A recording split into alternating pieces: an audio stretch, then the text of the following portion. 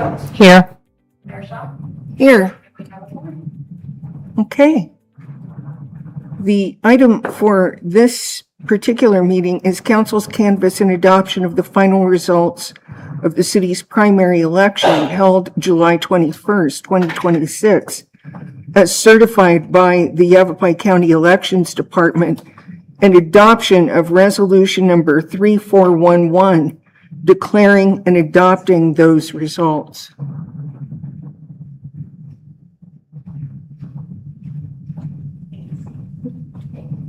Hi. So, good evening, Council. My name is Tammy Mays, if you don't know me. Tonight, I am presenting resolution number 3411 for Council's consideration. The resolution would officially canvass, declare, and adopt the final results of the city's July 21st, 2026 primary election, as certified by the Yavapai County Elections Department. The purpose of the primary election was to fill 3 full-term city council member seats. And under Arizona law and the city code, a candidate who receives a majority of the votes cast as determined by a statutory formula, and I did include that formula in the packet, so I won't repeat it here, is deemed elected at the primary election. For those who enjoy election math, the calculations are included in your agenda packet. Fortunately, the formula has already been applied, so council will not be asked to show its work this evening. Using the formula outlined, the majority threshold for the election was 887 votes. Based on the certified results provided by Yavapai County, Christopher Dow, Scott Ellis, and Debbie Wilden each exceeded that threshold number. Therefore, following council's official canvass and adoption of the election results this evening, they will be declared elected pursuant to Arizona law and to the Cottonwood City Code. State law requires that the governing body canvass the election results no sooner than 6 days and no later than 20 days following the election, and this item is being presented within the required statutory time frame. Although no city council member race will appear on the November 3rd the general election ballot, the newly elected council members will be administered the oath of office and take their seats following the general election. That meeting, I believe, is scheduled for November 17th, will be the date that we swear in the new council members. With that, staff recommends that council adopt resolution number 3411 to officially canvass, declare, and adopt the certified results of the city's July 21st primary election. I'd be happy to answer any questions. I would like to tell you that I do have certificates of election if you do adopt the resolution.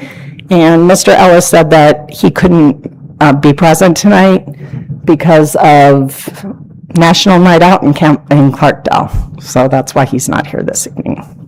Do you have any questions? No. I can make a motion. I move to adopt resolution number 3411 to officially canvass, declare, and adopt the results of the city's July 21st, 2026 primary election as certified by the Yavapai County Elections Department. I'll second.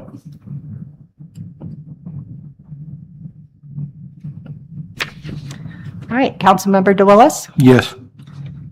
Councilmember Marks? Nope. Councilmember Mosley? Yes. Councilmember Weldon? Yes. Vice Mayor Coates? Yes. And Mayor Shaw? Yes. And that motion carries. Congratulations. Yeah. Thank you Are we done? for getting it done. Would it be okay if I present the certificate to Councilmember Weldon? Certainly. And I would read the resolution into the record, but I don't have it available.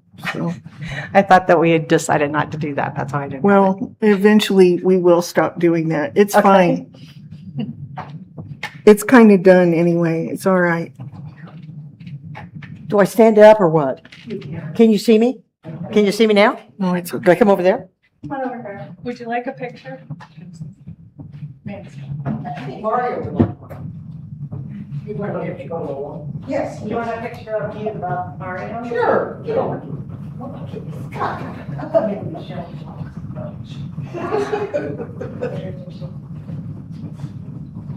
Let you take one by yourself first. Oh, sorry. And then I'll join.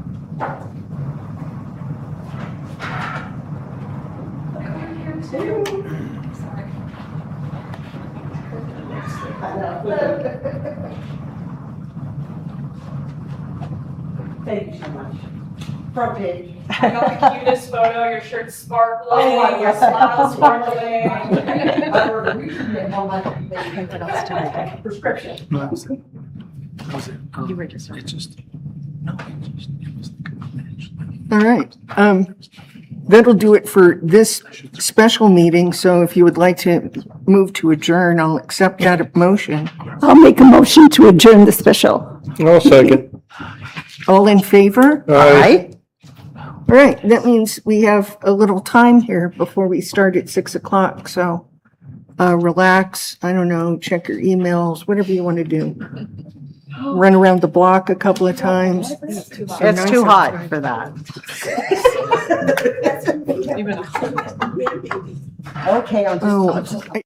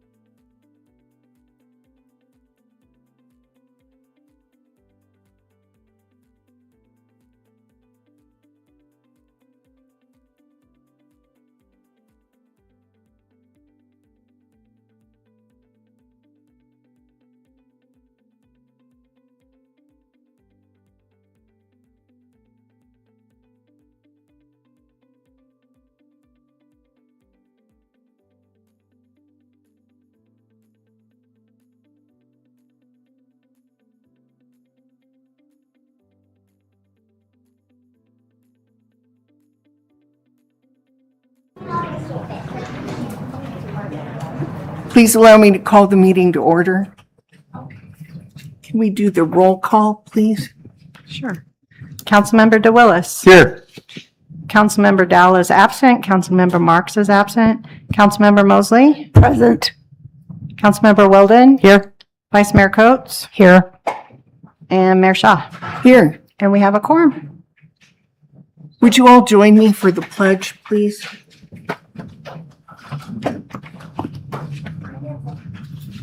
I pledge allegiance to the flag of the United States of America and to the republic for which it stands, one nation, under God, indivisible, with liberty and justice for all.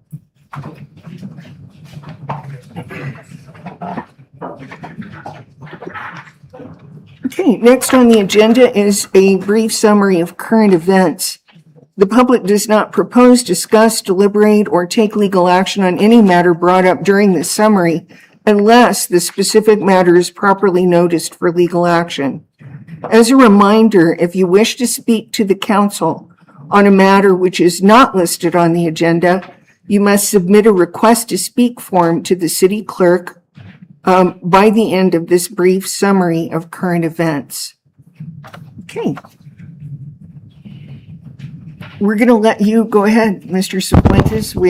I don't know what else we've got. You bet, Mayor. Members of council, the city is partnering with Vitalent to host a blood drive on Saturday, August 8th from 9 a.m. to 12:30 p.m. at the Public Safety Building at 199 South 6th Street. All donors will be entered to win a 2026 VW Taos S donated by our Valley Volkswagen dealers. Please join us in the Cottonwood Public Library on Tuesday, August 11th at 1 p.m. for a free informative class designed to help protect yourself from common scams. Staying informed is one of the best ways to protect yourself from fraud and scams. Ron Norfleet, a YCSO fraud investigator, will share valuable information about the latest scams circulating in Yavapai County. We look forward to sharing this information with our community members. The second regular city council meeting scheduled for Tuesday, August 18th has been canceled. Council will be attending the League of Arizona Cities and Towns annual conference during this time. All items previously scheduled for that meeting will be heard at the September 1st council meeting. Okay, anything else? I guess it's just too hot out there to have current events. Okay, next is call to the public. The public may address the council on matters directly relating to city business that are not listed on the agenda during the call to the public by submitting a written request to speak form to the city clerk no later than the conclusion of the information reports updates portion of the agenda. There is a 3-minute time frame per speaker, and all comments shall be addressed to the council as a whole and not to any member thereof, staff, or audience. The mayor may direct a speaker to stop speaking and leave the podium or adjourn the meeting if anyone becomes disorderly or uncivil, makes personal attacks against any person or persons, or if the mayor determines that the speaker is speaking about items that are outside the city's legal authority to act. Okay.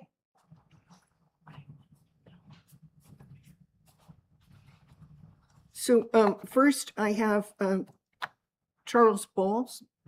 Bills. Should just stand up. Come up to the podium, please. And when you get up there, repeat your name for us for the record. Let us know where in general you live. You do not have to give us your address, but it helps if we know where. My name is Charles Bowles, and I came here to speak out against the flock cameras and suggest that we re-examine our making a deal with the companies that use them to surveil our nation. And that's really all I have to say. So that it goes much deeper than that, but it's very simple that we better make sure what we're signed up for. Thank you. Thank you. Pam Wilson.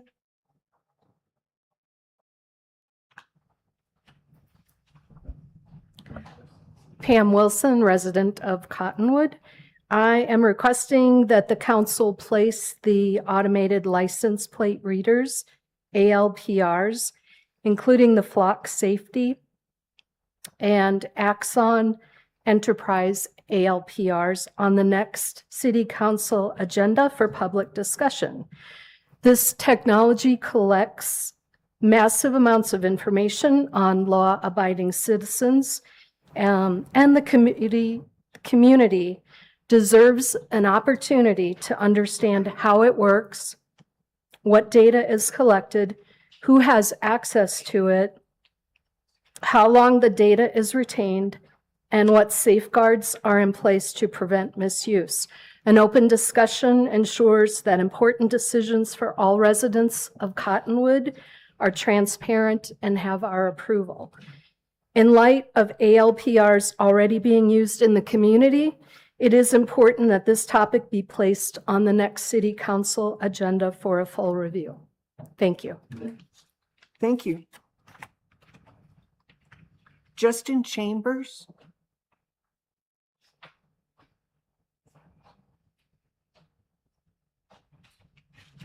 My name's Justin Chambers. I live in Cornville. When you took this position as a city council member, you took an oath to uphold the Constitution. With the flock surveillance cameras, you're violating the oath that you took. It is a clear violation of the Fourth Amendment. These cameras, using software technology Signal Trace, integrate with automatic license plate reader networks to scan and log wireless devices as you drive by. By using any Bluetooth devices in your car, they know all your contacts, what you're doing, and who you associate with. Prolonged, indiscriminate surveillance without a warrant can be considered a search and violates reasonable expectation of privacy. If you don't believe me, please look it up. The city of Cottonwood is opening itself up to litigation by using this program and software associated with it.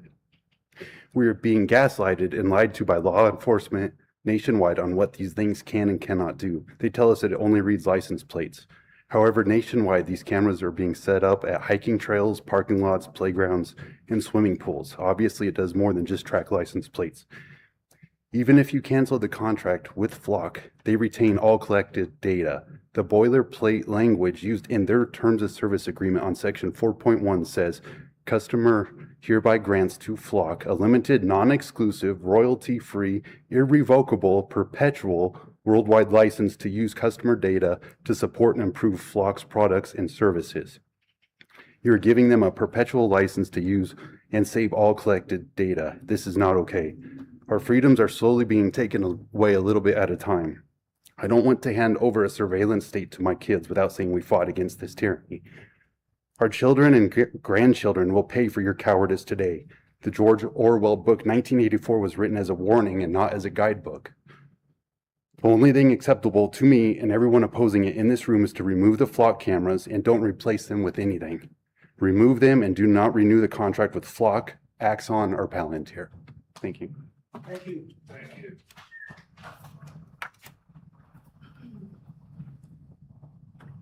Ellen Ona?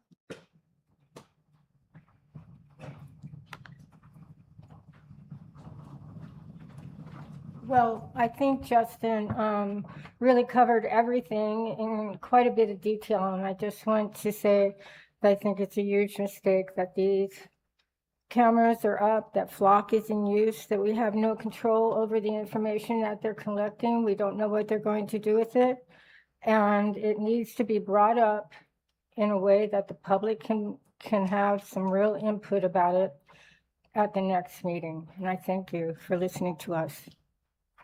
Thank you.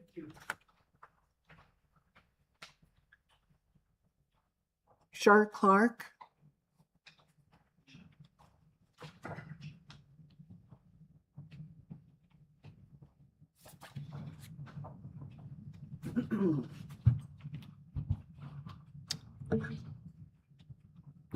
Good evening, Mayor and council members.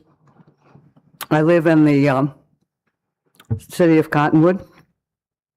I'm here to discuss the Flock surveillance system and the Flock drone contract that was agreed to by council without any discussion included in the consent agenda, which is, as you know, for routine and non-controversial issues. I am here to tell you that mass surveillance like Flock, which tracks us all, is in fact controversial and not routine.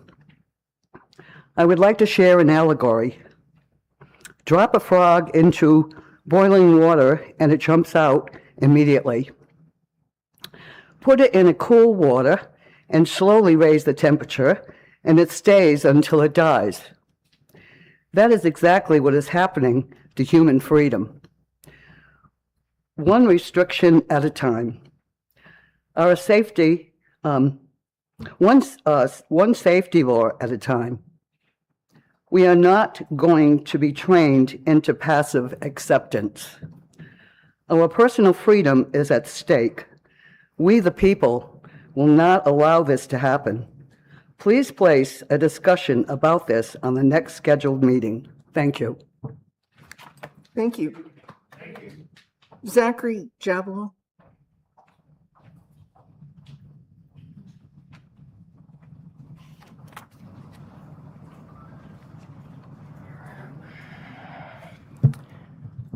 Hello, my name is Zachary Jablo. I grew up out here. I've been here for 20 plus years now. This place used to be a place where you could do what you wanted to with your life. You could not be worried about being surveilled. You could not worry about being observed, but with these Flock safety cameras, all the other companies that are doing it, we don't know what's happening with our data. Other people can access our data. These cameras can get hacked. There's not even particularly heavy safeguards against that, so anybody can hack them. Yeah, let's have this on the next meeting. Let's actually do something about this and not just let this community, this place, be turned into a surveillance state. Thank you. Isabella Rongo.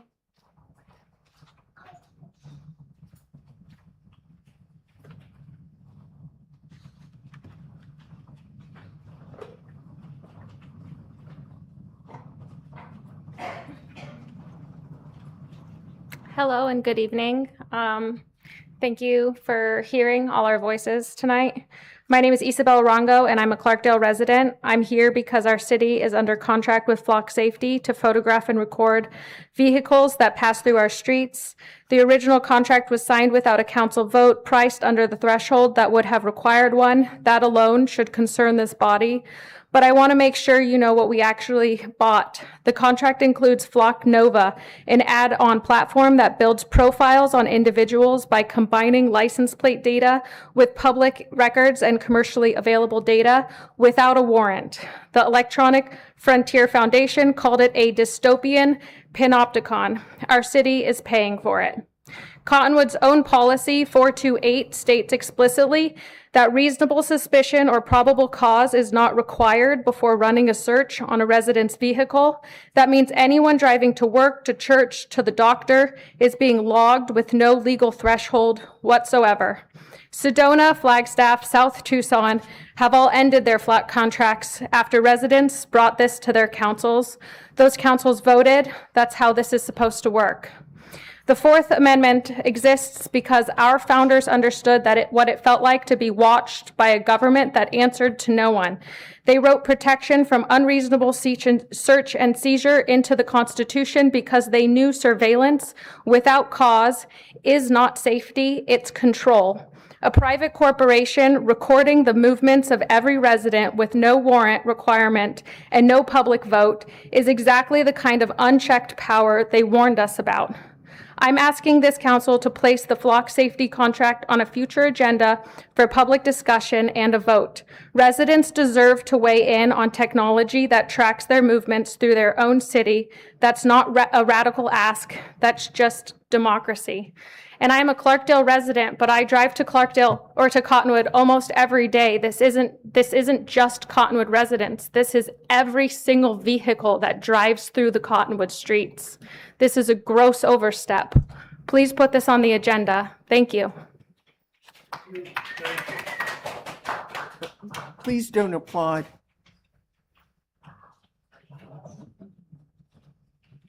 Other people who registered with call to the public but asked not to speak were William Reese, Babe Gersner, and Carmen Reese. So that's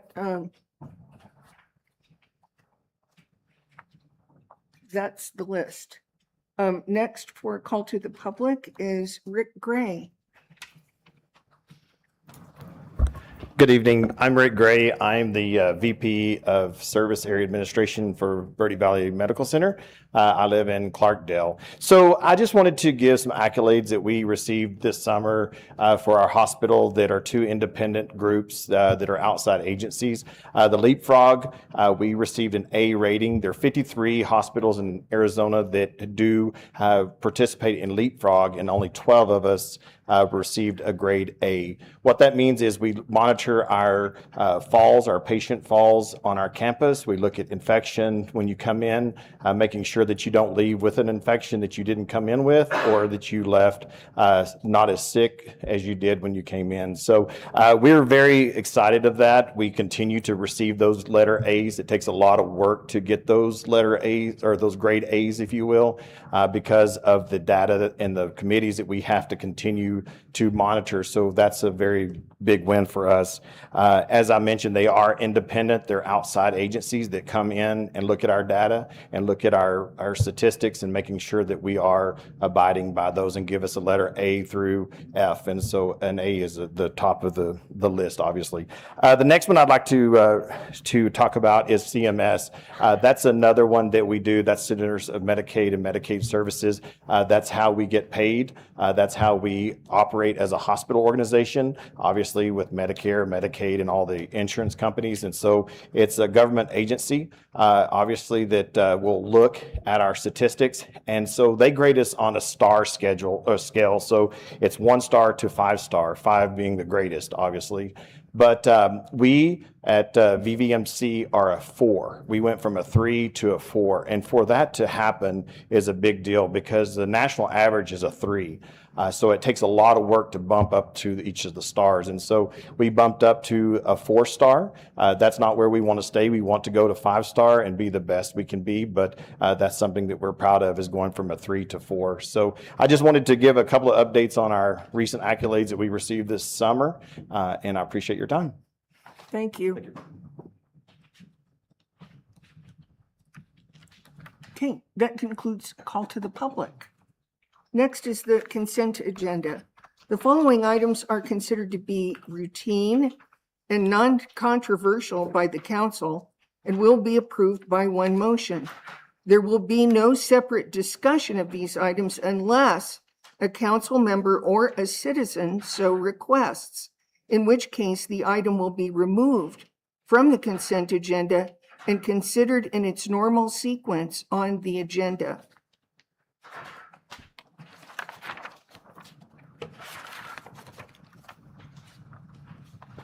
So we have 11 items on the consent agenda. If there is no particular discussion of them. I move to approve the consent agenda as written.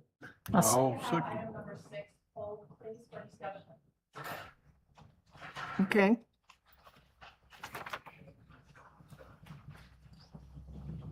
So do you want to modify your motion, or I can just shall hold we? it. I'll just hold it and wait. Okay. Number 6 is consideration and approval of an APS line extension agreement and associated charges for construction of the new electrical distribution facilities for the Verde Santa Fe well number 2 in an amount not to exceed $78,710, and authorization for the city manager to execute the agreement on behalf of the city.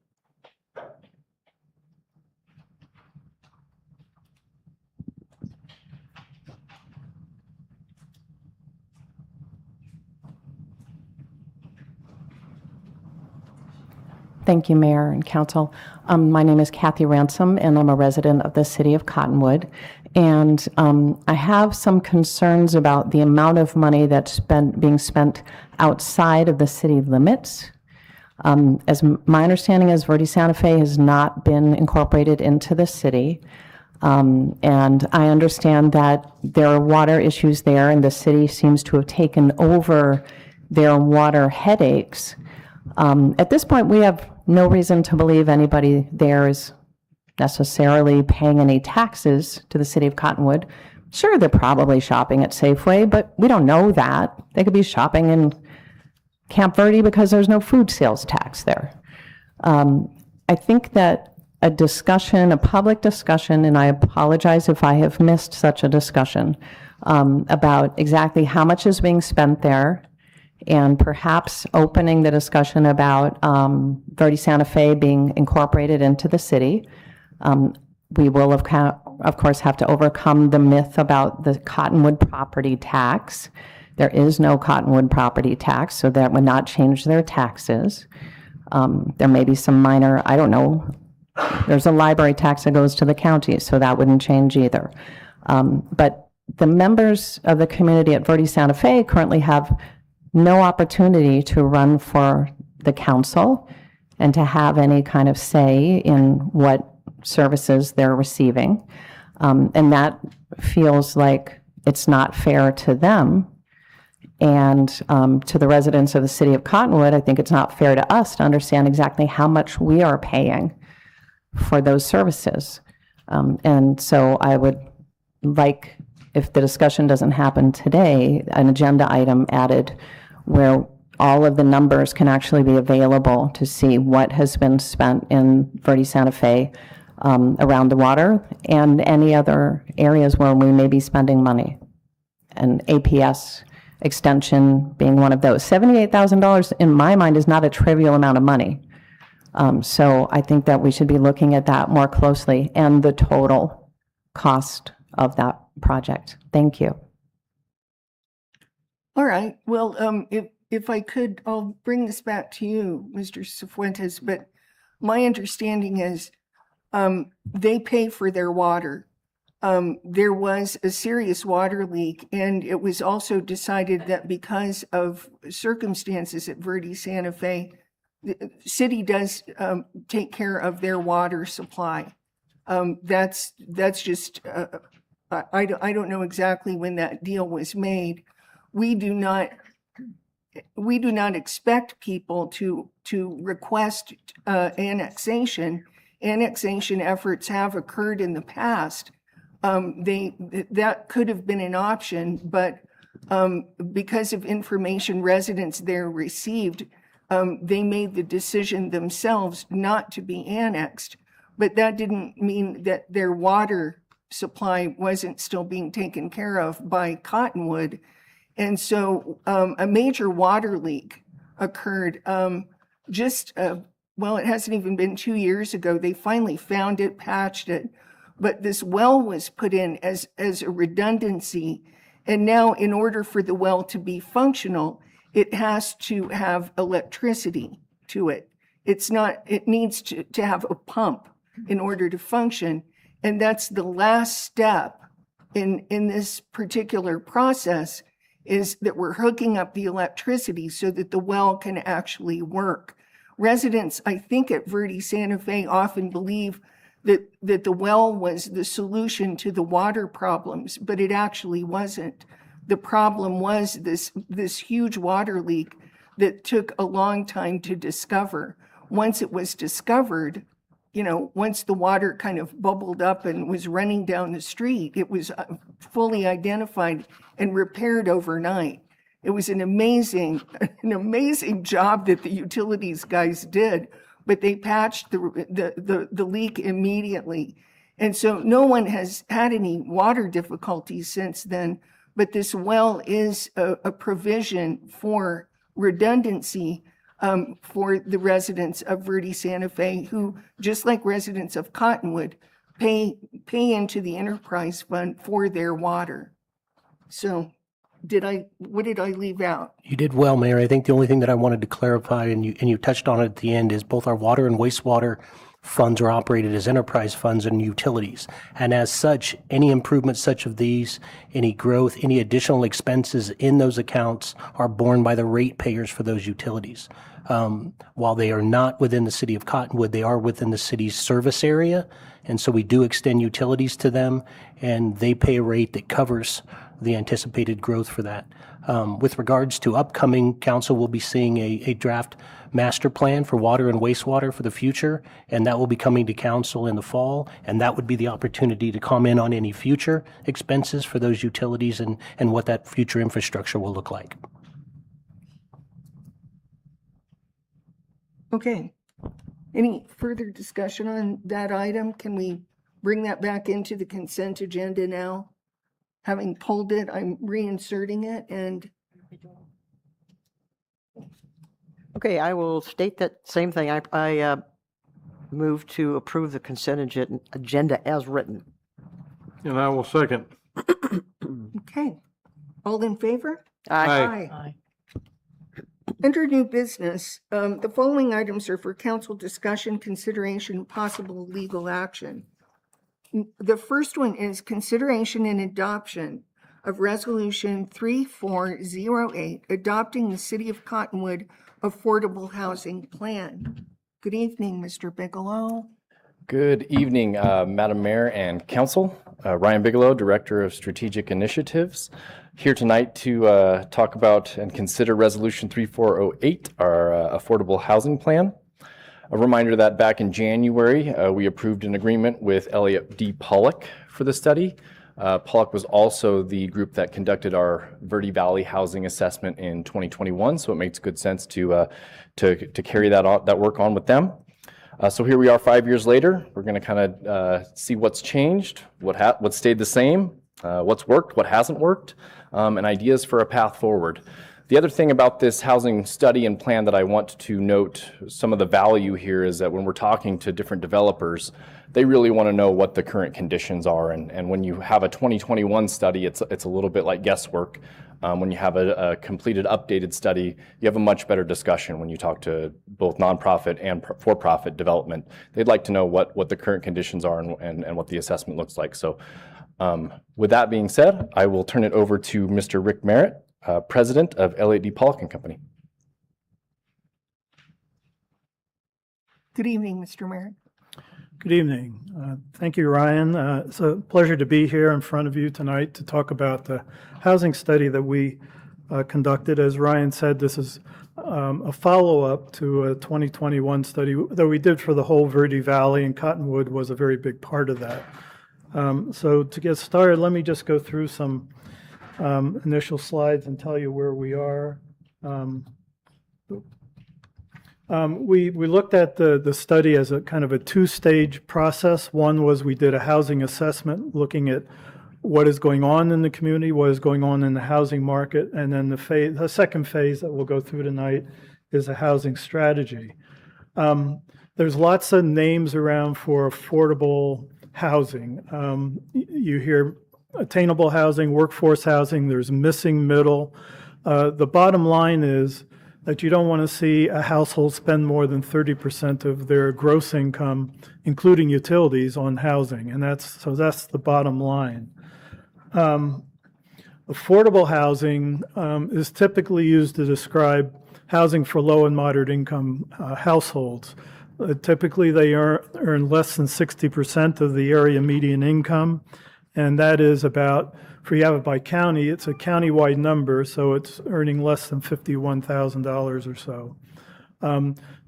Because of the difficulty in reaching low and moderate income households, it usually comes from state and federal programs like public housing, Section 8 vouchers, low-income housing tax credit projects, which you have several now.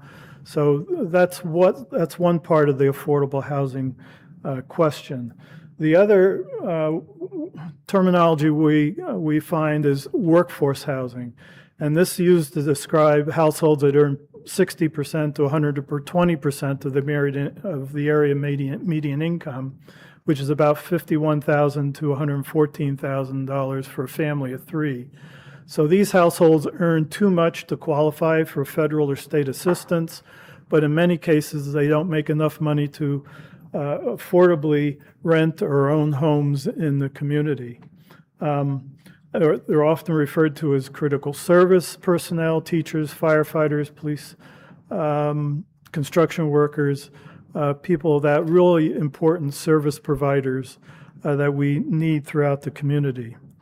And lastly, we talk, there's a lot of talk about missing middle housing, and the missing middle of housing is from starting with single family up through apartments, sometimes high-rise apartments. So it's a middle that is missing. Townhomes, duplexes, court homes, product like that is really missing from a lot of communities. You do pretty well in that regard, and we'll talk about that, but that's more workforce housing, people hoping to get people into the home ownership market, build equity, and build wealth.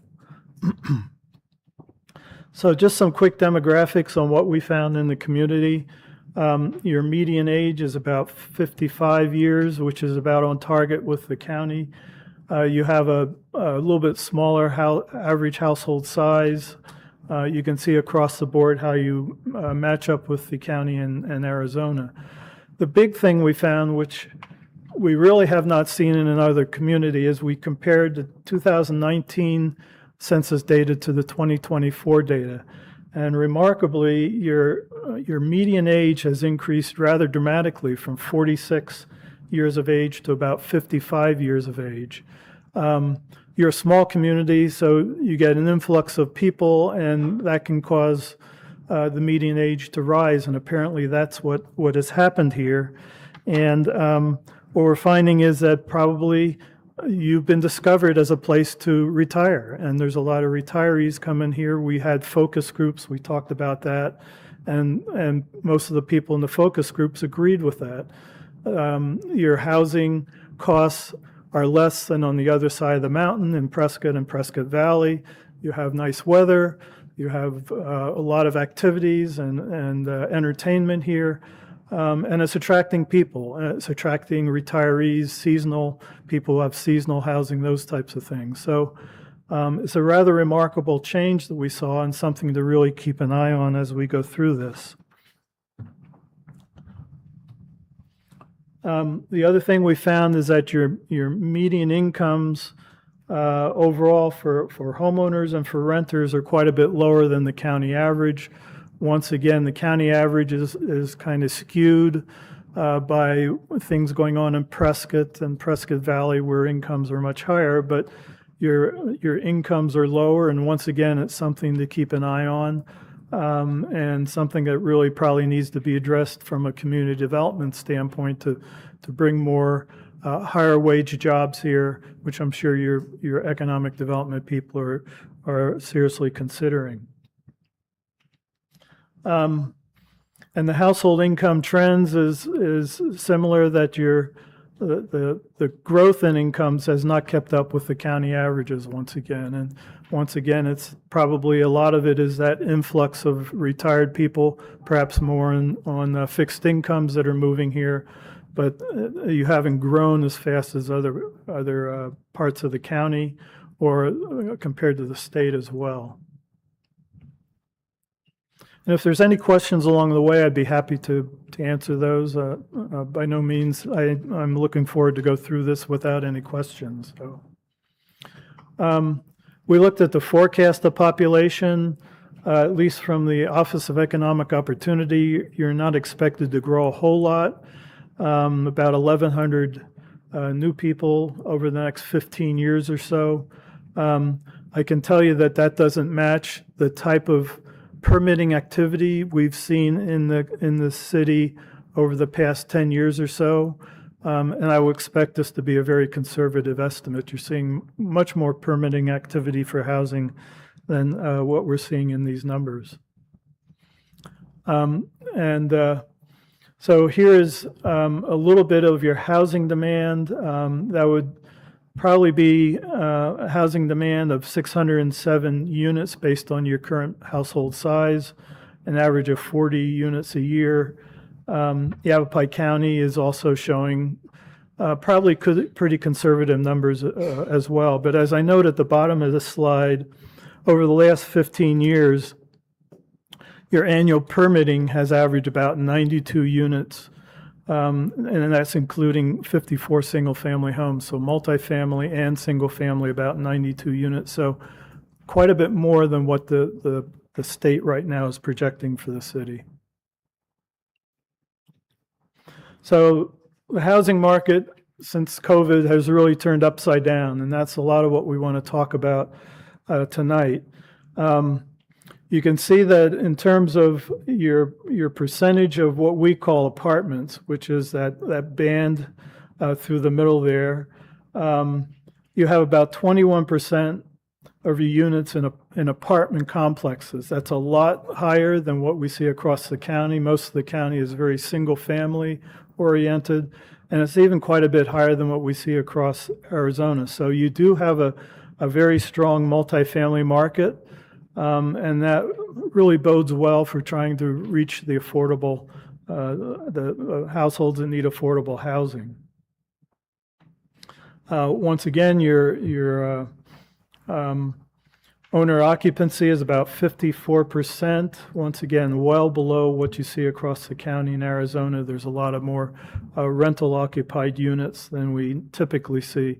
And that may be related to somewhat your proximity to Sedona and the need for people to commute into Sedona to work, and they're looking for places to live. And this is a logical place for people that work in Sedona to live out of Sedona and come to Cottonwood and all the other communities around here. As I mentioned, building permits, you can see there's quite a bit of activity in the single family. Those are the blue bars that you see there.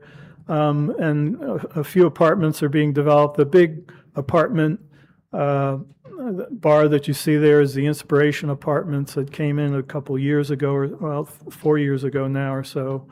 And we'll talk about them in a little bit, but you can see the ups and downs, but pretty consistent single-family development throughout the past 10 years or so. We did an inventory of your apartment inventory. There's not a whole lot of large complexes, a lot of smaller complexes, and once again, there's a couple of big ones. Once again, the Inspiration Apartments is the largest one right now, aside from Verde Village Manor. You have a new project that'll be coming online, Verde Plaza 2, which I believe the city's participating in at this point. So once again, bringing in another affordable complex. We looked at the average rent, and you can see it's pretty consistently increasing. There are some jumps along the way, but from the information we have, it's increased about 24% since 2019. The average renter, though, if you're up at $1,300 for an average rent today, the average renter, based on their median income, can only afford about $816 a month. And that assumes $150 utility cost. So still a big difference between what's available in the market and what people can afford here. We looked at, once again, the affordable complexes that are here in the community. And there are 305 affordable, what were originally affordable complexes. We believe that a couple of these complexes have their contracts with low-income tax credit program have expired. And so we believe, from what we saw in the data, Courtside and Aspen Ridge are probably now market rate. They're not affordable anymore. So you lost 140 units there. You're going to gain some of that back with Verde Plaza. But once again, these the newer complexes have 30-year requirements to be affordable. The old ones are only 15 years, and that's why you're seeing a turnover. We saw this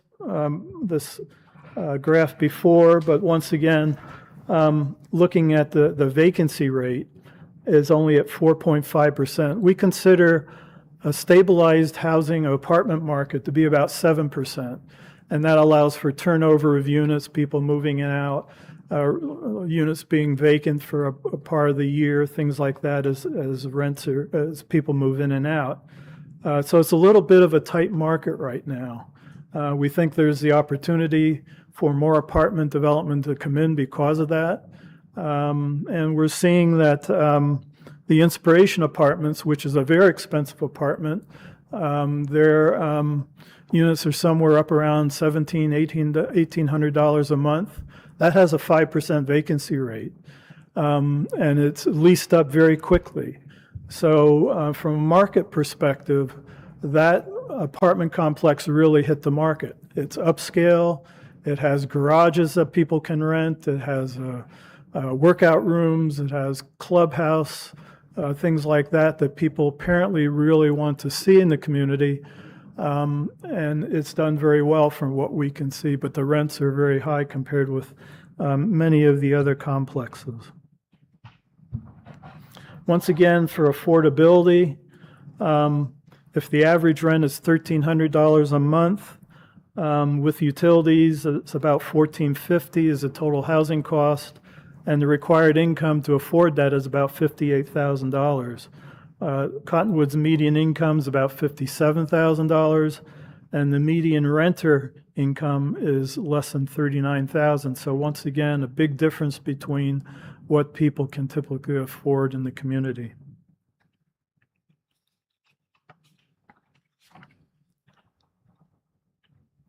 Here's what's happened in the ownership market, and you can see the big jump that occurred between 2020 and 2021, about an $80,000 jump in the average price of a home.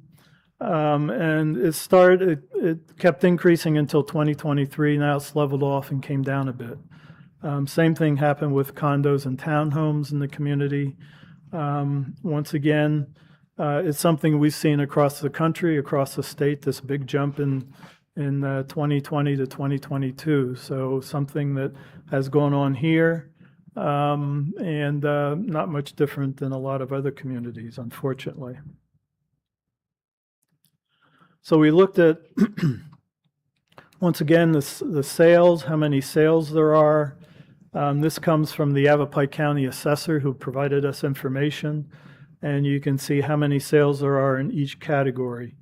The condos and townhomes are still reasonably priced, although they have increased quite a bit, and really it's a limited inventory. There aren't that many condo and townhome type developments that are available, and that's something really maybe to target for home ownership, to get people into units, and once again building equity and wealth.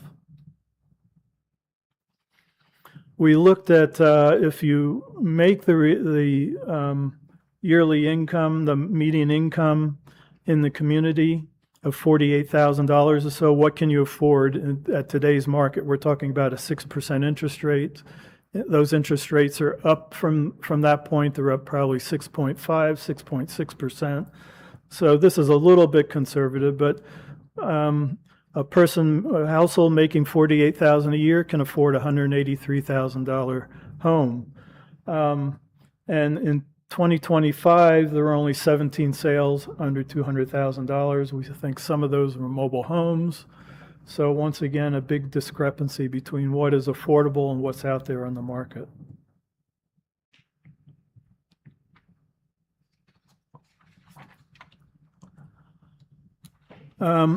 We looked at short-term rentals, and you can see here it's difficult to get information on there on these types of units, but we think there's about 288 short-term rentals in the community at this point.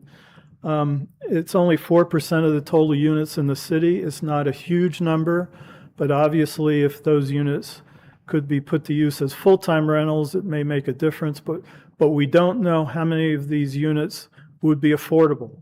A lot of them are very nice homes that are out there, so they may not all be affordable, but once again, we don't think this is a huge number that is affecting the housing market here like it is in, for instance, Sedona, where most of the short-term rentals are. So we looked at the housing gap. Once again, how many people are spending more than 30% of their income on housing? And what we found is for the rental market, about 44% of your renters are paying more than 30% of their income on housing. And of those, 600 or so are spending more than 50% of their income on housing.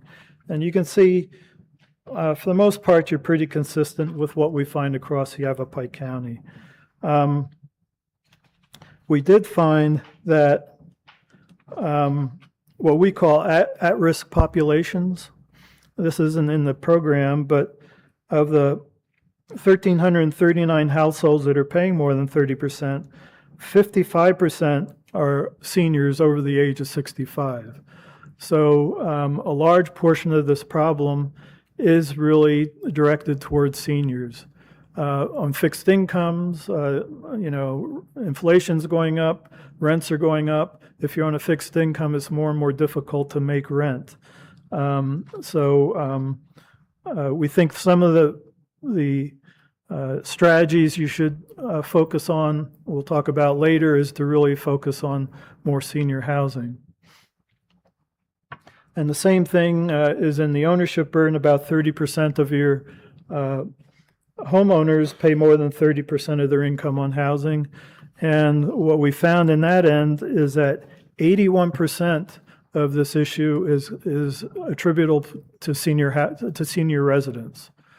And once again, it's a matter of people being on fixed incomes, property taxes go up, and maintenance of homes go up, utilities go up in price, and people on fixed income find it more and more difficult to afford their units. And I think that's what we're finding here. We find it in most other communities as well.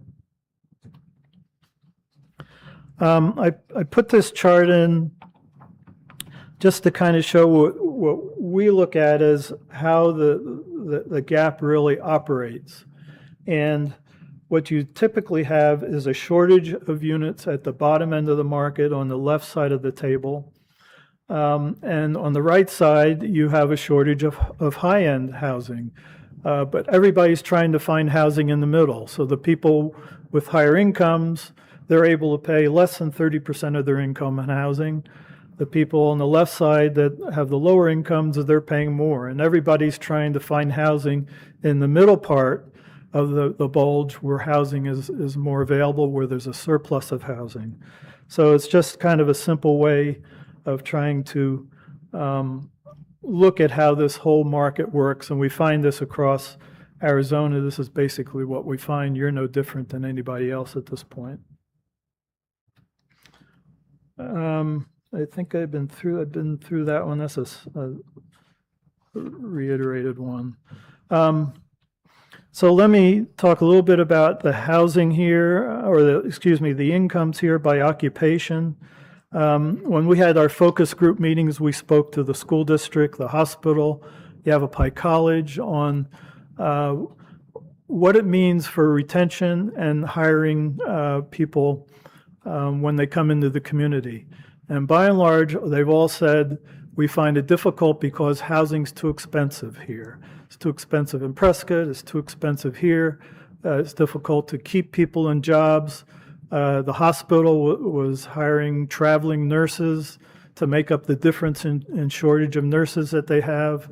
Yavapai County or Yavapai College sometimes hires in people, then they come and they find out, well, I can't afford a house here based on the income. So there's a lot of issues with that, and you can see down the line what these people these households can afford if you're teachers, if you're firefighters, paramedics, and it's only till you get to police officers, registered nurses, that they're able to probably find housing more easily than others. But these are all service workers that we need to have in the community to make it function. If we don't have those people, the economy starts to fall apart, and you can see that in Sedona. Sedona has lost population, lost a younger population. When we worked there, we heard how they can't form up, Little League baseball teams anymore. There's not enough kids. Schools are closing, things like that. So we don't want that to happen here. We need to keep building the housing to bring in the people that are needed to make the economy work. And that's something really important as we go forward in this. And if we look at the housing demand, this is just taking a very static look. If incomes remain the same, I'm not talking about inflation or anything, you'll get another 473 households earning less than $100,000 a year. And a lot of those people, 307, we're estimating would need rental housing, and hopefully the others would be able to get into the ownership market with a little bit higher incomes. But once again, we expect this situation to keep growing, that there's going to be more of a need, continuing need for affordable housing. So what of our initial findings here is that you're aging rapidly. Your growth in 2019 is almost all driven by households over the age of 60. The labor force participation rate fell to 48%. The statewide average is about 62%. And so that's what I'm talking about. You really need a well-balanced economy, a well-balanced population that can provide the services that you have here.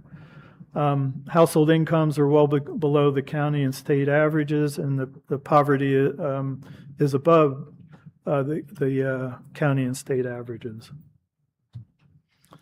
You've discovered as an attractive place to live, climate, lower housing prices, but home ownership opportunities are somewhat limited, particularly for younger households that are looking to get into the market and don't have the wherewithal to purchase a single-family home. So we're looking at, are there other opportunities through more duplexes, more townhomes that would be less costly? And there still is a strong demand for subsidized housing here. Now, this is kind of a downer type of presentation where it looks like there's these huge problems, but you've taken significant steps to really address affordable housing. And I can tell you, we've worked across the state, and we've probably done 20 or 30 of these housing studies. And you probably have addressed the affordability issue more than any other community we've seen, particularly for your size. So you've partnered with experienced nonprofit, the Housing Solutions of Northern Arizona, Humanity, those types of organizations. You establish a down payment assistance program. You've established employer assistance down payment program. You have a reserve fund for affordable housing. That basically is a housing trust fund. We see maybe 2 or 3 housing trust funds across the state. Phoenix has one. Tempe thought about having one. And a housing trust fund basically sets aside money that you can devote to housing and assist in housing when it comes to your community. So you've really taken a step there that most communities have not taken. You've established a home repair program. You had adopted affordable housing section in your zoning code. You participate in the Oak Wash project. You're considering participating, I think, tonight in the Cottonwood Cove workforce housing complex. And you're planning to adopt pre-approved housing plans, which I think now is a state requirement. And you need to get up to speed with that, but I understand that's underway. So what more can you do at this point? And that is the difficult question we've tried to answer here. What can you really do beyond what you've already done?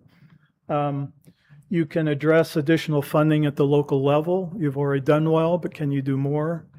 You should identify resources that may be available at the state or federal levels, and maybe formalize a housing policy and related code amendments beyond what you already have. So our strategies are expand funding for affordable housing. One of the things we suggested is looking at increasing the transient occupancy tax. you're about at average for, and I know everybody hates talking about tax increases. So let me put that out first. But your transient occupancy tax, I think, is 3.5%. That's about right on average with the 80 municipalities in the state. If you'd raise it a little bit to 4%, you could bring in another $90,000 to $100,000 a year, perhaps. Now, there are strings attached to transient occupancy tax. It's supposed to be used for marketing and hospitality and those types of things. But if you're putting money into those activities from other pots, from a general fund or something like that, maybe you can switch those out. And if you raise the transient occupancy tax, it can replace funding that is going elsewhere at this point. So we've talked about that with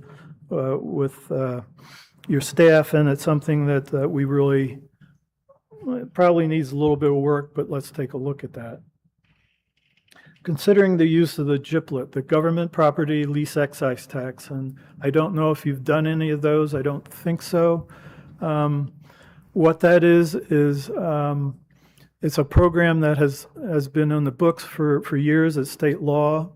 It's been watered down over the years to some extent because school districts and other property tax authorities complain that it's a reduction in the property tax and they're losing money. But it is still something that is used across the state. The city of Phoenix uses it. I don't know how many of you have been downtown. There's a bunch of new high-rises down there. They've used it 71 times. And in order to get that, they have to give 20% of your units to be affordable. Now, it works really well in Phoenix. It can be assistance here. And basically what it is the property is turned over to the local jurisdiction and it's leased back. And that gets you out of property tax.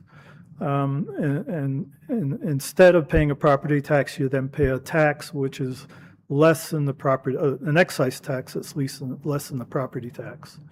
So it's a little bit a convoluted way of doing things, but it's been used successfully in the Phoenix area. Not so much in the rural areas, but it is one tool that is out there for you to use. We talked about expanding your partnerships with nonprofit organizations. You're doing a great job there. Perhaps there's ways that you can help finance things a little bit better.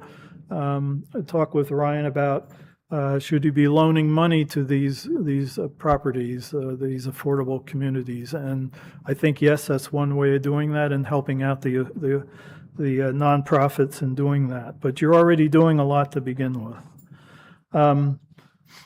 Consider adopting a formal housing policy or ordinance. That would be something like Sedona has done or Flagstaff has done, a few other communities around the state, but making it more of a formal policy of how you deal with affordable housing, how that interacts with the zoning ordinance. Something just to give some consideration and making it more formalized so it's more legal backing to it, those types of things. Analyze amendments to the code that will minimize barriers to affordable housing. We had some people speak up at our focus groups that they thought some of the processes were a little lengthy and difficult to get through. Somebody mentioned certain types of fees they like to see waived. I know you're already doing that for certain projects, but maybe there's some other changes you can make to your code to better it. Establish community land trust. This is something Housing Solutions of Northern Arizona does quite a bit with. And we can talk more about that if you like, but it's a brand new, not brand new, but it's a very well-worn program that's used across the country. I think there's about 300 of them now. And they're done here in Arizona pretty logically with a few groups around the state. Continue to expand your down payment assistance program. The one thing I would say there is to educate your residents and employees on programs that are available from the state of Arizona through the Industrial Development Authority. Work with lenders on promoting those programs. Getting the word out that the programs are available beyond what the city provides today. And there are very good programs at the state level that can really help people with down payments and with slightly lower mortgage interest rates. Consider reforming the Cottonwood Industrial Development Authority. IDAs across the state have become more and more involved in funding affordable housing. There are some tricks that you have to get around for a local community to do this, but it's becoming more and more of a financing mechanism to help affordable housing projects get off the ground. And it's something I think that Cottonwood could really utilize at this point. I know you're pursuing the designation of opportunity zones and continuing to use city-owned land for affordable housing. I understand the Verde Plaza project is on city-owned land. That's great. Are there other sites that could be used as well? Promote the low-income housing tax credit program.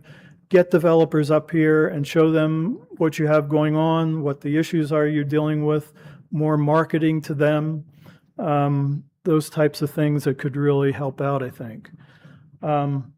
Consider applying for home funds for owner-occupied housing rehabilitation. There's last year there was $6 million available for those types of projects. It's competitive.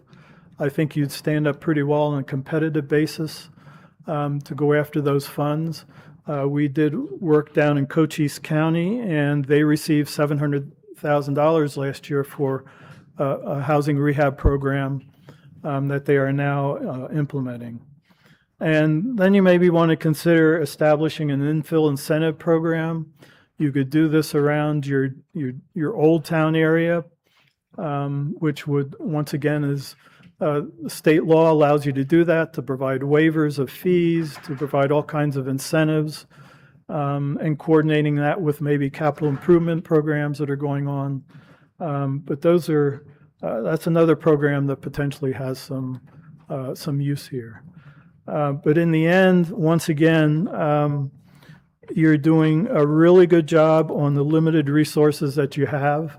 I think it's a matter of digging in even more to what may be out there, maybe providing maybe additional staff to do something like that, to really focus on housing. I know you shared some personnel with the city of Sedona at one point. I think that's over with now from what I understand. But once again, it's just keeping working on it. It's a problem that probably is not going to go away quickly. But once again, I really commend you for what you've done here, what you've undertaken, and hopefully these things can continue and help you out a little bit more beyond that. But thank you. I'd be happy to answer any questions you might have. Mr. Merritt, thank you very much for your firm's analysis and reporting. It's very informative, very interesting read, very sobering, but also some good news in there too. I had one question. Our meeting briefing package contained your report, and one of the things that was in there was referring to what the City Community Development Department has done in terms of development incentives. And there was a remark in there about needing to clarify those or make those more easily understood to developers. Can you comment a little bit more in terms of what the city can do in that regard? Because the city has spent a lot of time. The Economic Development Department has done a lot of work.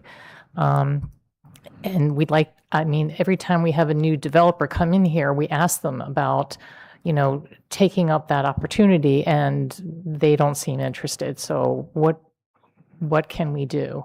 Well, I think it goes back to formalizing a housing policy, which starts out, just broad overriding goals and objectives, and then focusing down on on specifics that you can show a developer what may be available. The code that you have now is very flexible, but it's not very specific.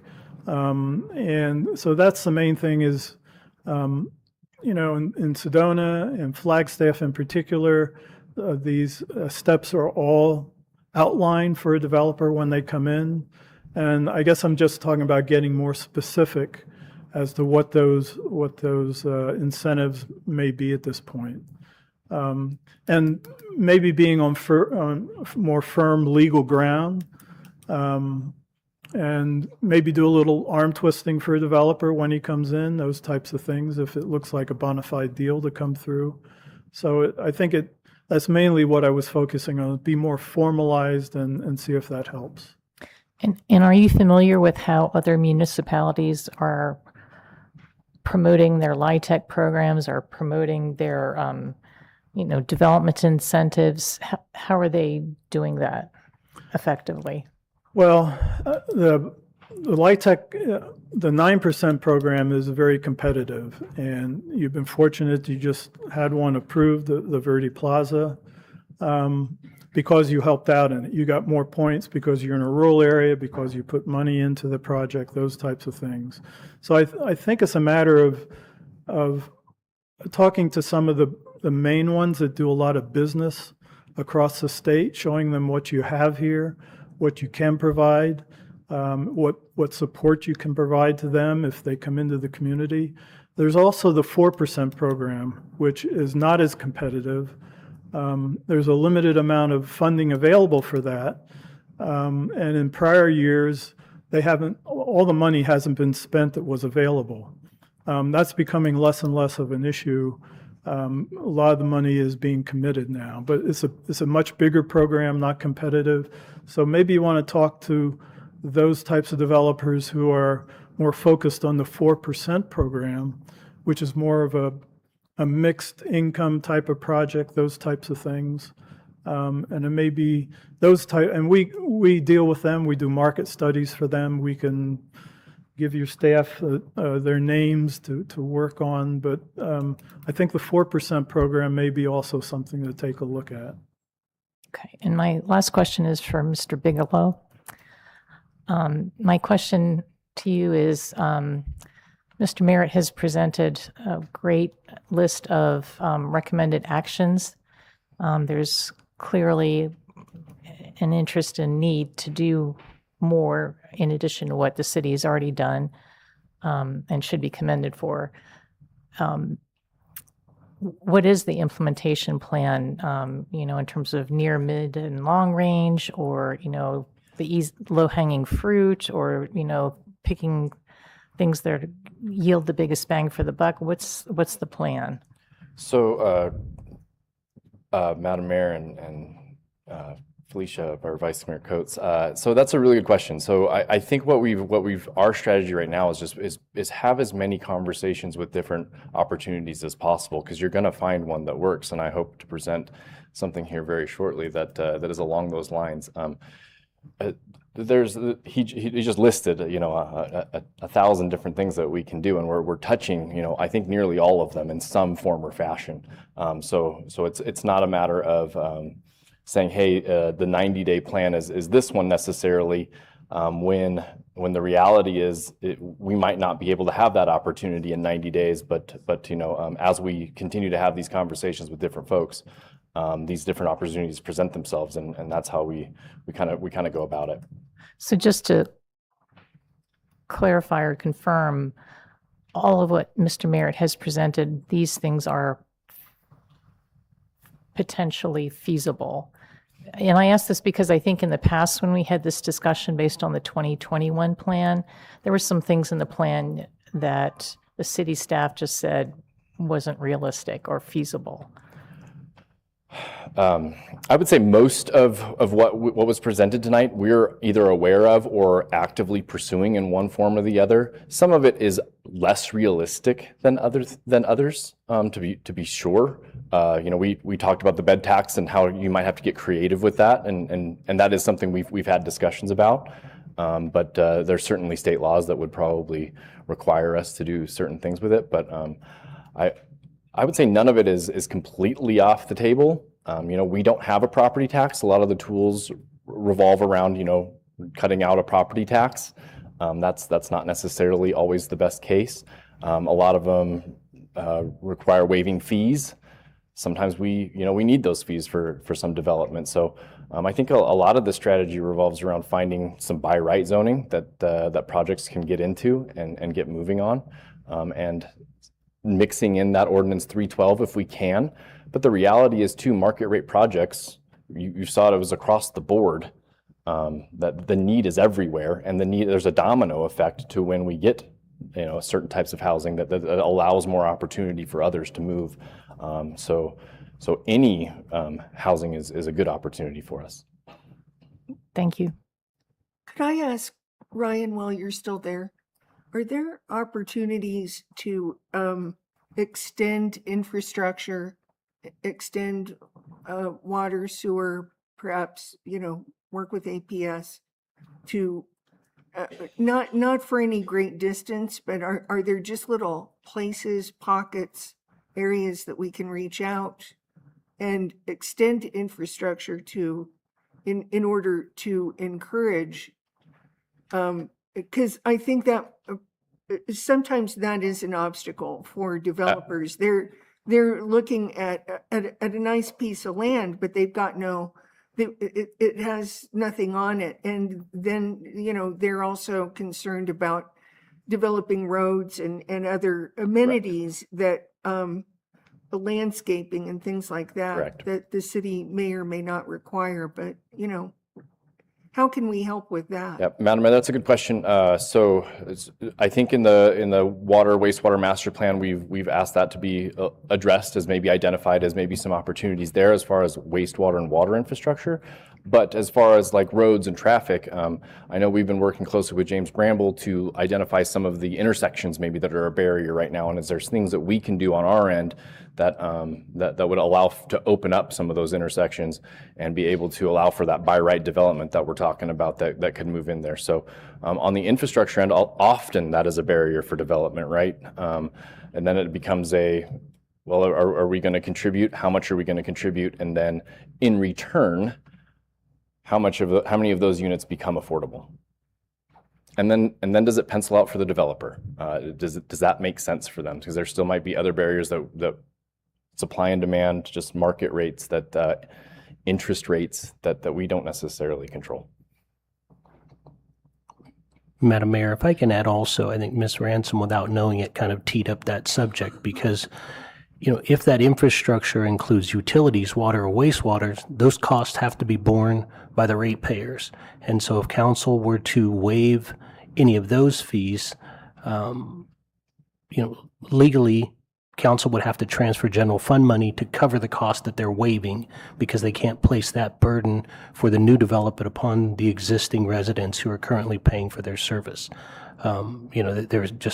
There's some prohibitions against that sort of thing. And so when the council has the housing set aside, something could be used for that.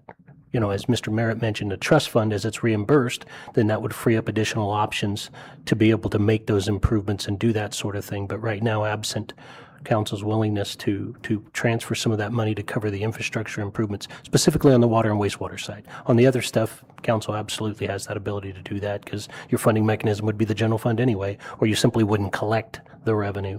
But for the utilities, you need to collect that revenue. Okay, thank you. Any other questions for either of these gentlemen? Well, there was a statement made in, in the report that said affordable housing supply is critical to Cottonwood's long-term economic sustainability and quality of life. Yes. Yes. And can you speak into that a little bit for me? Well, I think goes back to what you find. I'll make a comparison to Sedona, where once again they're closing schools, they're losing kids, and the data we have that we showed you tonight, you're losing your population and the people under 25 years of age. You don't want to go the way of Sedona. But that is the issue, is that you need the population here to provide all those services, to provide the workforce that you need. And if you don't have that, your economy will start to go south.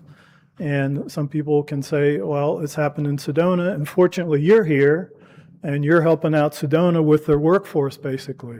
Well, if you start to go the same way as Sedona, where are the people going to come to work here? Well, they're going to come from the surrounding community as well.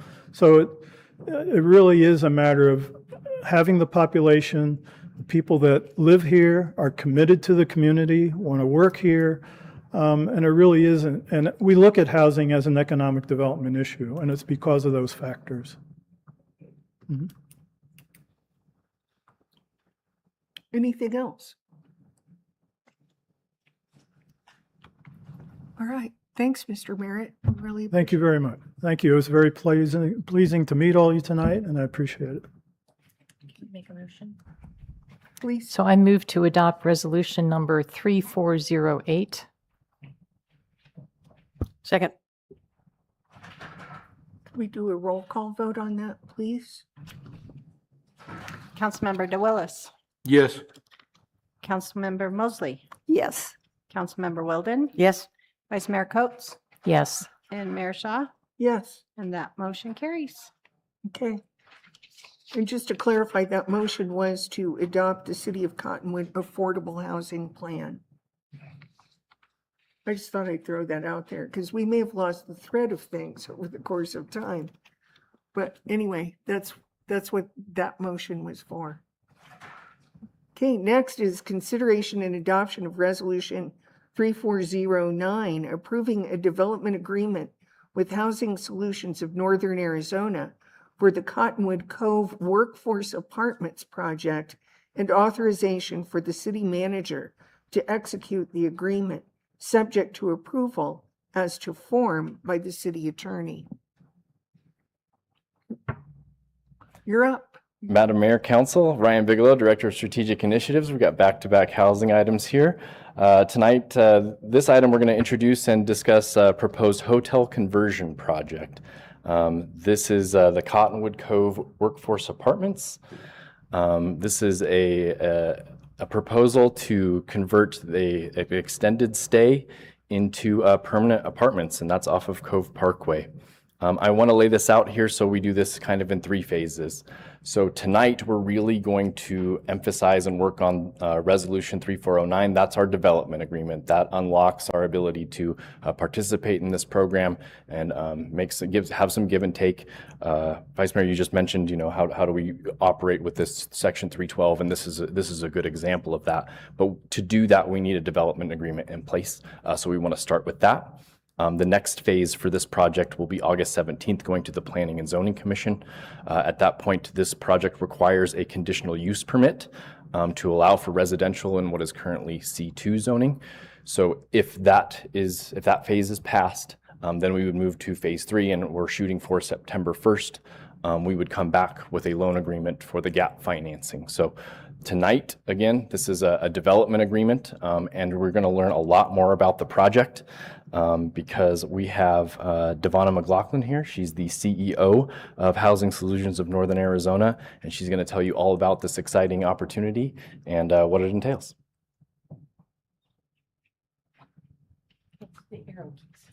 Hi, Ms. McLaughlin. It's good to see you again. Hello. Thank you so much for allowing me to come talk with you guys tonight. As Ryan said, my name's Devonna, and I have the honor of working for Housing Solutions of Northern Arizona. And we have just a brief slideshow overview of the project that we're proposing for your information, the community's information, and then to start that process of getting everything we need to line up in order to make this happen. So, happy to answer questions along the way, but I'll just dive in if that's okay. And I recognize now that I am incredibly blind. So I can see it here, thank goodness, because that is tiny. So any future presentation to y'all will use much bigger font. I will just tell you that. First, I just want to give you a quick overview of Housing Solutions. We are a nonprofit organization that serves Yavapai and Coconino counties. We were formed in 1990, and our mission is to build opportunity for sustainable, affordable housing in northern Arizona.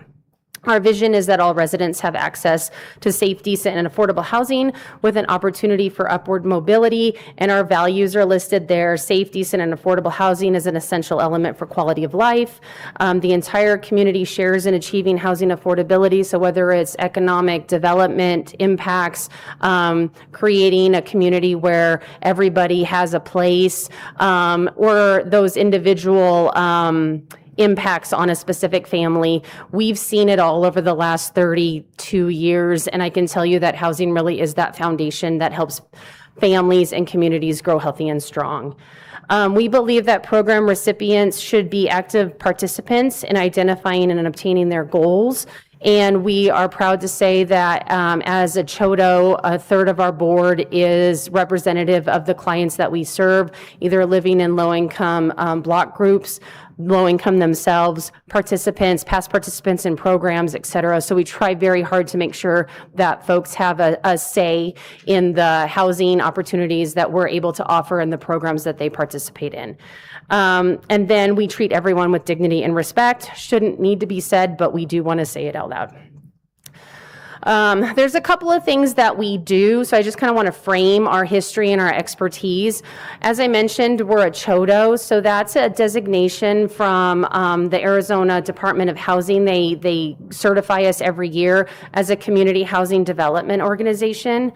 That means we build housing, whether that's new construction, whether it's adaptive reuse, whether it's acquisition rehab. We have to be in the business of creating housing units, and we do, and we are, and we have. So we continue to work really hard to continue to make additional affordable housing units available in the communities that we serve. We are currently completing new construction of 11 apartments in Flagstaff. Certificate of occupancy pending, so fingers crossed. But this project I want to highlight to you because it actually builds on something that you talked about before as far as utilization of infill land and land owned by the city. So in this project, Isabel Apartments, it's land that's owned by the city of Flagstaff that's leased to Housing Solutions. We have a 99-year ground lease, so we'll own the improvements on top, the buildings that we are paying to build, and then we get to lease the land from the city of Flagstaff with a lease agreement that ensures long-term affordability or permanent affordability for 99 years, serving households under 80% area median income. So it's a nice partnership because we were able to access that land. We were able to get grant funds from the Arizona Department of Housing. And for the first 15 years, that property will serve households experiencing homelessness or those who are at risk of homelessness or those who are fleeing domestic violence or sexual assault. So we have more restrictions in the first 15 years due to the money we got to build, and then longer term, a little broader affordability for the remaining term of that 99 years. We've also successfully converted 2 hotel properties, one here in Cottonwood at Oak Wash, and then one in Flagstaff. And then we purchased a 3rd hotel in February of last year, because once you've done it twice, you might as well do it a 3rd time. And we were fortunate in that case to have an owner developer come to us with the opportunity to purchase turnkey after he did the work of renovation, which was great. And so that is our first workforce housing hotel conversion project serving households under 80% area median income in Flagstaff. We also do property management on all of the properties that we own. So when those 11 units come online, we'll have 170 rental properties that we own and manage. Grateful for my staff who are amazing at compliance, eligibility determination, maintenance, and all of the fun things that come with property management. But it's something I'm really proud of that we do really well, and we get audited and site visited all the time. And it's a really great process to get through because we excel in that area, and our funder partners who come visit are always saying how nice our units look, and they're surprised by that just because, like, oh my gosh, this is bigger than the apartment I had when I was, first starting out, and that's very true. And then the last thing we do and we are is that we're a HUD-approved housing counseling agency providing pre-purchase, foreclosure mitigation, rental, and financial literacy counseling to households in northern Arizona. We counsel over 150 households every year, helping them to make educated and informed choices about housing options, whether that's pre-purchase housing counseling, rental housing counseling. I do have to say, historically, we've been focused on pre-purchase clients, and we are not so fortunate to be challenged by changing funding priorities at HUD. So they've changed eligibility for billable housing counseling to focus exclusively now on benefit to HUD clients. So that's renters and HUD-funded units. So we'll continue to meet our HUD requirements as a HUD-certified housing counseling agency despite these recent changes, and we're still committed to pre-purchase housing counseling because we know it makes a difference. We've been able to leverage that counseling with financial resources from y'all. Thank you. Sedona, Flagstaff, State of Arizona. We've helped more than 515 households open the door to homeownership with down payment assistance administered from our agency in the last since 1999, however many years that is, 27 years. And so we're really proud of that impact on the homeownership side. But tonight, I want to talk to you about Cottonwood Cove Apartments. Super excited. It worked out well. It's on Cove Street Avenue Road. So the name just worked out well for us. So we came to y'all in November of last year regarding the history and impact of our Oak Wash homes, which was our hotel conversion project here that created 31 units of affordable apartments. That conversion, that property is still robustly helping households that we intended to serve. The funding for that project came from the Arizona Department of Housing as part of their COVID recovery dollars, focused on serving the most vulnerable and the households most impacted by COVID, which under their definition for this project was households experiencing homelessness. So we committed to affordable housing at Oak Wash for 40 years. During the first 5 years, we only serve households who are exiting homelessness into Oak Wash's permanent housing resource.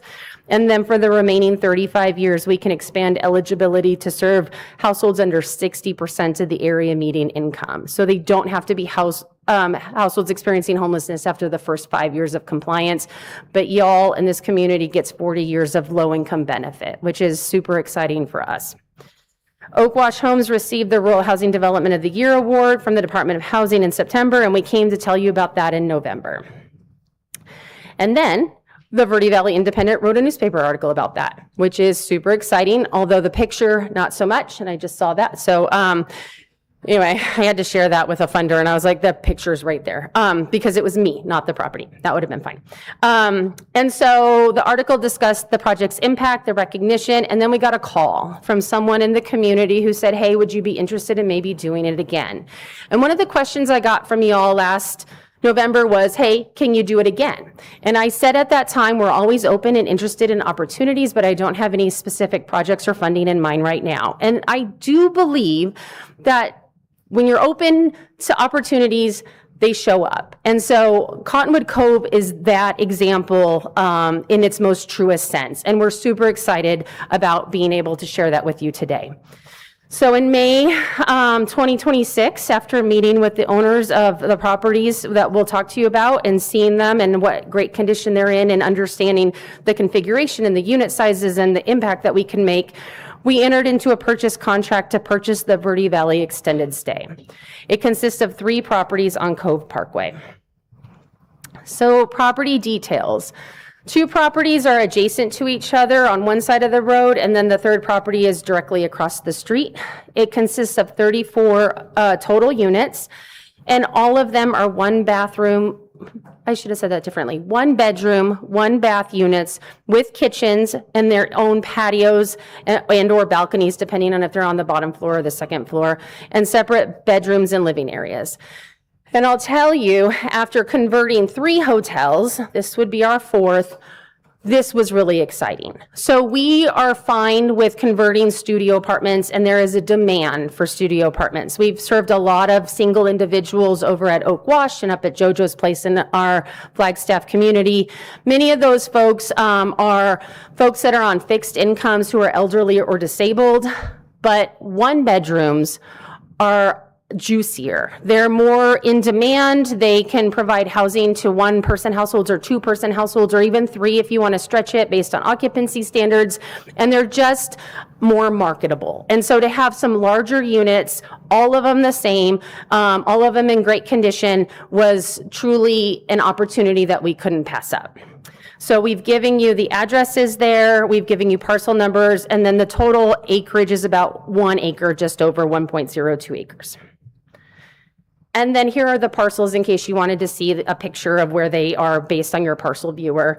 The other nice thing about this property, or these properties, I should say, is that they're not on a highway. So Oak Wash is on Highway 260, and it's still great, it's still wonderful, but it's a busy road. And when we went to Planning and Zoning Commission for a conditional use permit, people brought that up. They were concerned about folks walking on the sidewalk, or what might happen with just the volume of cars adjacent to the property. That is not a concern for these properties. It's on a surface street, so we don't have the same volume of traffic that will be impacting residents who live here. But it is still nicely situated close to amenities. So you can walk from these properties to the grocery store of Fry's, or you can get public transportation, or you can go get dinner at a restaurant nearby or whatever. So it isn't something where it's very rural and you would definitely need a car to access amenities. You can still have one, and that's fine, most people will, but it also is just lovely centrally located properties, sorry. And then they are all currently Zone C2 commercial zoning. We're giving you some pictures. So there's 4 buildings. 3 of them are on one side of the street. One of them's on the other side of the street. These 3 are on the western side. I want to make sure I get that right. The western side of the road. And then the one on your right here is the one on the eastern side of the road, but they're very nicely designed. They blend into the community. They've got nice landscaping around. They're very well maintained. They're newer than the other motel properties that we've purchased. Another blessing, because I don't have to worry about lead-based paint or asbestos. Some of these problems that I've run into in the past don't exist here, and for that I am incredibly grateful. You can see the units inside are also very nice. It was recently cleaned, so that's why doors are open and the cushions are up. But full living space, full kitchen space, full bathroom and bedroom. Oh, sorry, I didn't know if I had any other pictures. But very lovely amenities for folks to call home. So they are nice places. They are very well located. We have done this in the past. We want to do it again. So here's kind of the breakdown of the benefit. Unlike Oak Wash, we're looking at serving a different population with this property. So when we met with city staff, when we've talked with folks like Rick at Elliott Pollock, we hear a lot that workforce housing is needed for Cottonwood's employees. Employees who work in Cottonwood, and also the employees of the city of Cottonwood. And so we're proposing to serve workforce housing folks. And how we're defining that is households under 100% of the area median income. And so we're going to break down the number of units into 3 different categories. Half of the units, 17 of them, are going to serve households up to 80% of the area median income. And we've given you the maximum income for different household sizes, because once again, a 1-person household could live there, a single parent might live there, a couple with a child. So the maximum occupancy standard for a 1-bedroom would be 3 people, so that's the limit we've given you there. And the proposed rent for those folks up to 80% AMI would be $1,200 a month. That includes utilities. So if you factor in what Rick talked to you about, $150 a month in utilities, that's about $1,050 a month in rent. Not low income, not intended to be. At Oak Wash, we're charging $375 a month. Different population, very much lower income. Most of those folks are in 20-30% AMI categories. We anticipate these folks will be employed in our community here, making decent money, but kind of struggling with where to find a place to live. We're proposing that 10 of the units, 29%, serve up to 90% AMI, so slightly higher income limits, slightly higher rent. So $1,340 a month for those units. And then the last 7 units would serve up to 100% area median income, $1,525 a month. So all told, you're looking at about 80% lower income targeting, and then 100% AMI is kind of your average household, so closer to market rate rents. Still a little bit below when you count in the utilities. Sorry, I had a pause there. The other thing I want to point out is that we've done this at Flagstaff. So we have we have Western Hills and Flagstaff, and we have rents targeted to 80% AMI households there, so higher income workforce housing folks. And in addition to the rents, we also are finding that the move-in costs are a barrier for a lot of families when trying to find a place to rent. So we've eliminated our application fee. We're not charging to do your background check and your credit check and an admin fee and a holding fee and all the other amazing fees that market rate people are charging, and I find it fascinating. None of that. The security deposit is low. So $500 security deposit, not even 1 month's rent to get you in. Because what we've heard from folks is that it's not just $1,200 a month. I can afford that. I can't give you $3,000 to move in because I have to set up my utilities and I have to pay an admin fee and I have to pay the application fee and I have to pay a security deposit and I have to also pay the rent. And so when we have reduced barriers to entry, we find that people are shocked, quite frankly, and then able to maintain housing. It was really that upfront cost that kept them out of housing. And in Flagstaff, what we're finding is that those folks were in the week-to-week motel rentals, which eats up your income, is higher than the prices overall, and you just can't get ahead to get your moving costs figured out. So we don't have that as a barrier. We still will do background checks, but credit isn't a barrier to entry. We allow pets. We've learned a lot that people love their animals in every property we have, even our no pet properties. Everyone has a pet because we also follow fair housing laws and everyone has a service animal. But in this property, you don't have to have a service animal, you can have a pet. We'll charge a nominal $100 pet deposit to have your dog or cat, fish, whatever you might want, join you in your residence. Yeah. You just answered one question. Oh. But you've got your maximum household AMI. What's the minimum? Oh, so we've tried to be flexible in that. Okay, there's a pro and a con of how you set your minimums. We could say you need 3 times the rent in order to afford to set as a minimum, right? And that would help with affordability, but it reduces the amount of folks that are eligible. We've actually said that you have to have twice the rent and income, which then recognizes it's less affordable on a percentage basis, but it cuts off people from like just being slightly over that third of their income, because ideally 30% is the ideal. But if you're paying 33% and it's better than 50% housing cost burden, like in Rick's numbers there where 20% were over 50%, that's crazy. So we will allow up to as long as you have twice the income. So for $1,200, you have to have $2,400 a month in income, which I think is $48,000 for the minimum. So there's a range there, $48,000 to $53,450 gives us a pool of people who would be eligible at that $1,200 a month. Yeah. Thank you for asking that question. And it's not ideal. We try and make sure it's as affordable as we can get. I think we're certainly under 40% on average housing ratio for folks, so we're not nearly that 50% on average, but we just didn't want to tell somebody who can make it work that we know better on their budget than they do. Okay, so local workforce. I'm quoting Elliot Pollock's study to you all that you just saw. So the average apartment rent increased from $1,056 in 2019 to $1,308 in 2025. That's a 24% increase, doesn't include projected utilities, so that brings it up to $1,458. So the vast majority of our units are under that amount. The other thing that they did was share the specific 2024 wages, and so I give you those next. And we did a little mathing on this one, so Rick left and I thought he might stay I was waiting for him to have the conversation of math with me on this.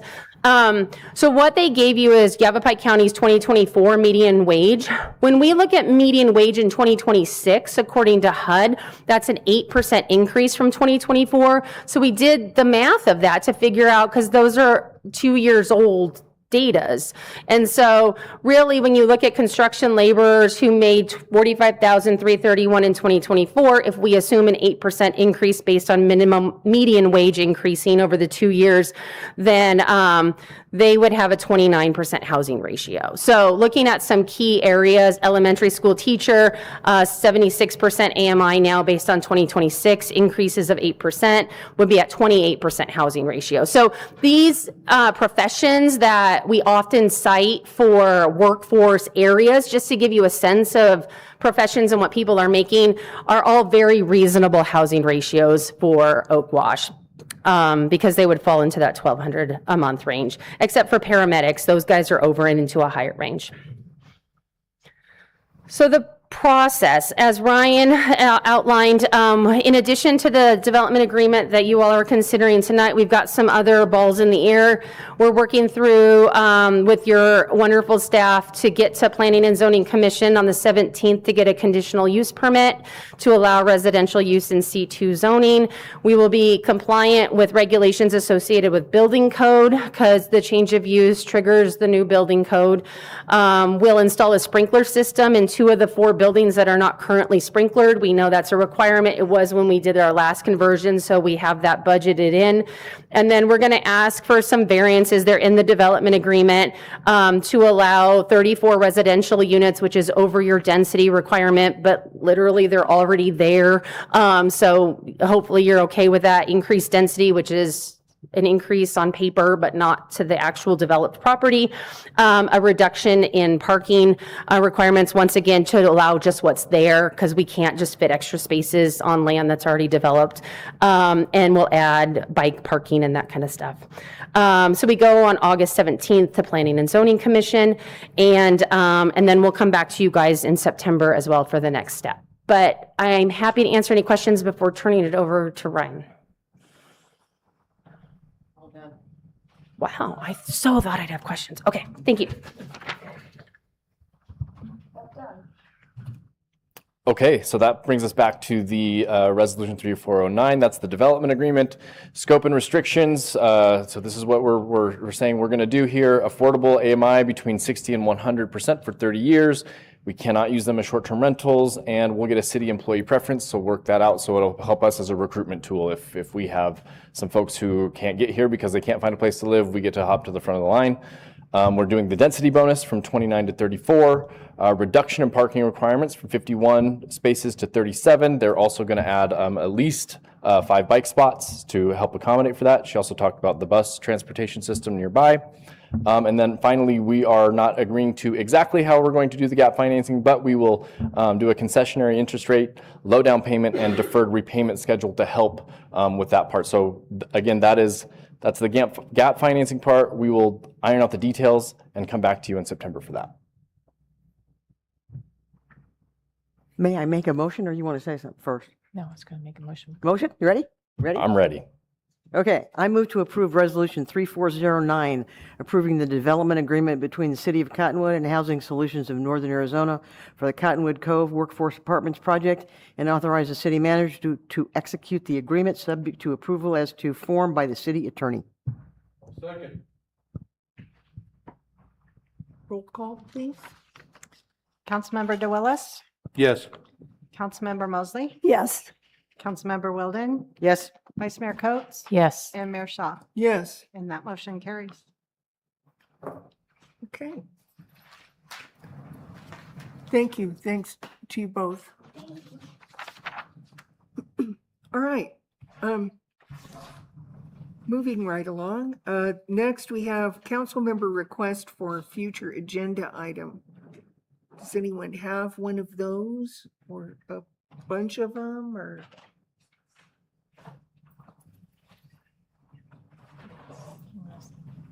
Okay, I'll wait for you.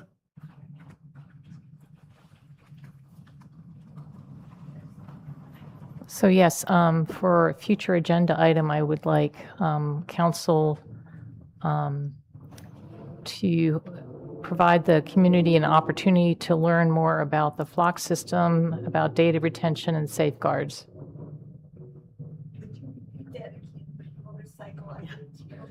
Oh. All right. So for a future council agenda meeting, I would like an opportunity for the community to learn more about the flock system, how long the data is retained, safeguards, and some of the other issues that were presented by individuals at the call to the public this evening. Second. Okay. Okay, all in favor? Aye. Aye. Aye.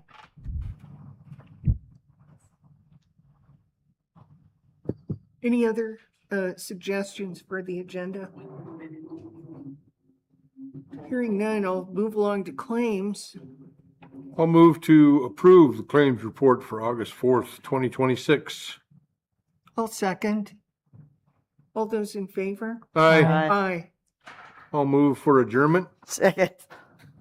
All in favor? Aye. Aye. Aye. What time is it?